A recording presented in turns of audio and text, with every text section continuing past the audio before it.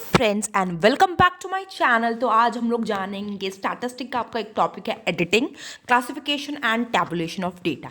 जो भी आपके पास डेटा आता है या प्राइमरी हो या सेग्रीगेट करते हो, फिर उसको क्लासिफाई करते हो, उसको फिर टैबुलेट करते हो। तो जानते हैं कि क्या क्या होता है। जो भी आप डेटा कलेक्ट करते हो और कंपाइल करते हो, जो भी आप वेरियस मेथड से आपने इकट्ठा किया है, मान लीजिए कि आपने उसको इकट्ठा किया है प्राइमरी सोर्स से या आपने उसको सेकेंडरी सोर्स से इकट्ठा किया है, तो आप उसको प्रोसेस तो करोगे ही ना, क्योंकि data obtained from primary source remain most often in raw state, क्योंकि जो भी आपने प्राइमरीली डेटा किया है वो रॉ स्टेट में रहता है, वो कोई मीनिंग नहीं बताता है। तो आप उसको क्या करोगे, प्रोसेस करोगे कि कितने मेल्स हैं। मैंने डेटा किया 500 लोगों का डेटा कलेक्ट किया, उसमें से 200 मेल्स हैं और 300 फीमेल्स हैं। तो मैं कहीं ना कहीं ये अंदाज़ा लगाऊंगी कि उस एरिया में females as compare to males ज़्यादा हैं। तो रॉ स्टेट में होता है तो उसमें कोई मीनिंग नहीं बता पाता है, तो उसको फर्दर स्टैटिस्टिकल ट्रीटमेंट की ज़रूरत होती है। और समटाइम हम क्या करते हैं, जब सेकेंडरी डेटा कलेक्ट करते हैं ना, तो हमारा जो भी ऑब्जेक्टिव रहता है उस हिसाब से, जो हमने डेटा कलेक्ट किया होता है न्यूज़पेपर से, मैगजीन से, उस हिसाब से नहीं रहता है। तो उस सेकेंडरी डेटा में भी हमें फर्दर ट्रीटमेंट करना पड़ता है, क्योंकि वो जो सेकेंडरी डेटा हमने कलेक्ट किया वो हमारे हिसाब से नहीं है, तो उसमें भी कहीं ना कहीं हमें फर्दर ट्रीटमेंट करने की ज़रूरत होती है।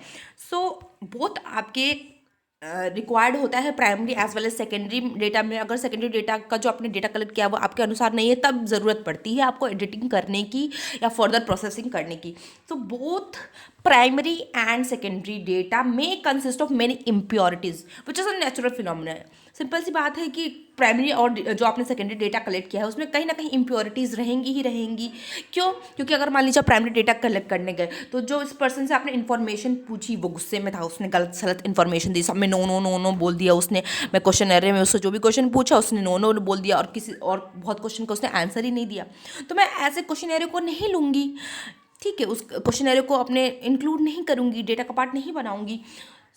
Most of the times primary data are collected by enumerators or informant through schedule and questionnaire और शेड्यूल के तौर पे हम लोग कलेक्ट करते हैं डेटा। क्वेश्चनरी में बहुत सारे क्वेश्चन होते हैं। शेड्यूल में क्या करते हैं, हम इंटरव्यूअर जाके खुद उस पर्सन से क्वेश्चंस पूछता है और फिल करता है। क्वेश्चनरी में क्या है, हम उस पर्सन को दे देते हैं कि ये क्वेश्चन आप फिल कर दीजिए, ठीक है। तो द आंसर और response to many question remain incomplete. बहुत सारे क्वेश्चन का वो जो पर्सन है जिससे हम इन्फॉर्मेशन लेते हैं, इन्फॉर्मेंट, वो इनकम्प्लीट छोड़ देता है, रॉन्ग आंसर दे देता है और अनसर्टेन वेग दे देता है कभी कभी आंसर्स, और जिसकी वजह से केयरलेसनेस और कन्फ्यूजन और इनकम्पिटेंस की वजह से इन्फॉर्मेंट्स का क्या होता है, हमारा डेटा गलत सलत हो जाता है। तो कहीं ना कहीं हमें उस डेटा में एडिटिंग करने की ज़रूरत पड़ती है। तो चलिए नेक्स्ट हम लोग जान लेते हैं हमारा आपका एडिटिंग के बारे में। और the removal of these impurities, तो जो ये हम प्रोसेस है, ये इम्प्योरिटीज़ और जो भी रॉन्ग डेटा है, वेग डेटा है, इसको हटा रहे हैं before the analysis and interpretation of data. This process which we have adopted is known as editing of your data. इसी प्रोसेस को हम जो एनालिसिस और इंटरप्रिटेशन जब डेटा का कर रहे हैं, उससे पहले हम क्या कर रहे हैं, जो भी इम्प्योरिटीज़ हमारे डेटा में है, जो भी वेगनेस है, इनकम्प्लीटनेस है, रॉन्ग है, जो चीज़ें डेटा में, उसे हटा रहे हैं। इसी प्रोसेस को जो हमने अडॉप्ट किया है, इसे ही हम कहते हैं एडिटिंग ऑफ डेटा।